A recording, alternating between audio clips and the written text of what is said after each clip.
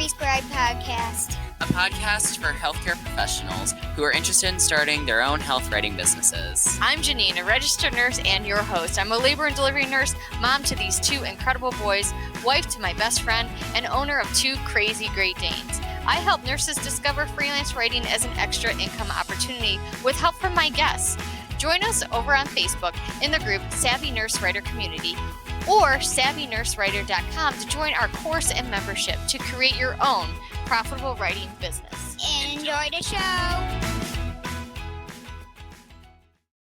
Hey there, everybody, and welcome again to the Savvy Scribe Podcast. I'm Janine Kelbach, your host, registered nurse, freelance writer, agency owner. If you like what you're hearing today, please give us a thumbs up, a like over on YouTube, or go to Apple Podcasts and give us a 5-star review. I read every single one of them, and I get so excited when you guys leave them. So please help us out. So our episode today is all about trying to win over a client, right? If you are a nurse writer trying to win over a client, today's episode is for you. Don't worry, with the right approach and the presentation of your qualifications and value, you will get the yes that you're looking for. I'm going to give you 4 tips to help you wow your client and secure your project. Number 1 is understand your client's needs. So before you ever submit a proposal, it's important to make sure that you understand what the client is looking for from your services. So ask questions about the project scope, the length, and the deadline so that you can create a proposal that meets your client's expectations. Take notes during your call, or there's a cool tool over on Zoom. If you do your calls via Zoom like I do, and you go under apps, and it's called Fathom, and it can actually do an AI reading of the call, and you can toggle back after the call is over to take additional notes if you need to. Another way to win over your client is number 2, to present your qualifications. So show the client that you're the right person for this job by presenting your qualifications and your relevant experience. Explain why you specifically are uniquely qualified for the project and how your skills will benefit the client. Do this on your discovery call. Likely they may have reached out to you because they already know this, but to then keep planting that seed and grow it, letting them know that you still have these qualifications, that you have the experience, and it will come across in your voice that you're excited and that you are passionate about your work.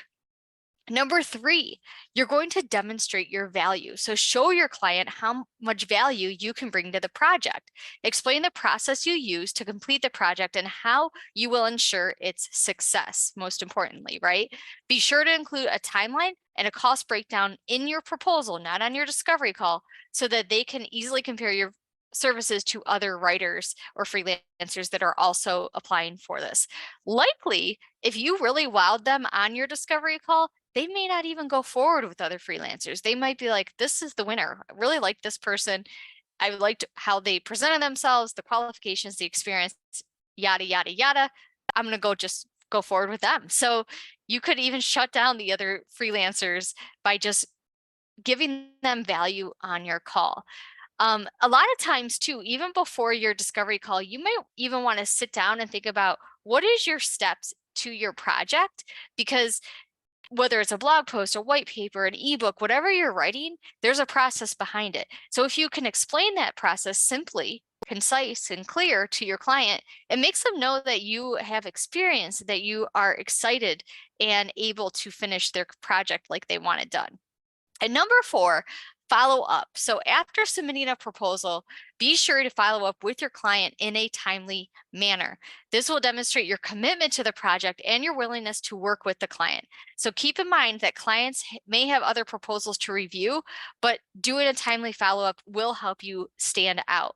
I like to under promise and over deliver. So I always tell my clients, you should hear from me for a proposal in about 72 hours. I always send my proposal within 24 hours. And then they know I'm excited, they're ready to go. And, things are going to that contract stage even before we, that 72-hour window. So I hope these tips help you wow your next client. And if you got some value, let me know. I hope to hear you guys on, our Facebook group, over on Instagram, wherever you want to connect with us. We're more than happy to connect with you. Take care, and we'll talk soon. Bye. That's a wrap for today's episode of the Savvy Scribe. Thank you so much for listening. If you enjoyed today's show, we'd love for you to subscribe and leave a review on iTunes or your favorite podcast app. Until next time.